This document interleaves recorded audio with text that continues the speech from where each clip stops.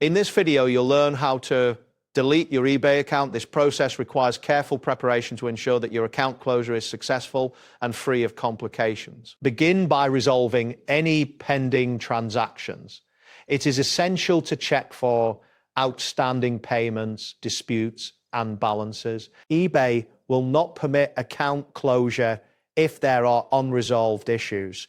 Carefully review your purchase and selling history to identify any unpaid fees or negative balances. This preparation step is crucial as it prevents your deletion request from being rejected, allowing for a smoother process. Next, navigate to your account settings. You can find this by clicking on your profile icon, usually located in the upper right corner of the eBay homepage. Once in account settings, look for the option labeled Close Account.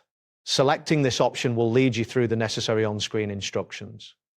During this step, you will need to choose a reason for closing your account. Be prepared, as eBay may require identity verification before they proceed with your request. After submitting your closure request, eBay will initiate a review process. This could take several days, depending on your account activity. It is important to avoid engaging in any new transactions during this waiting period.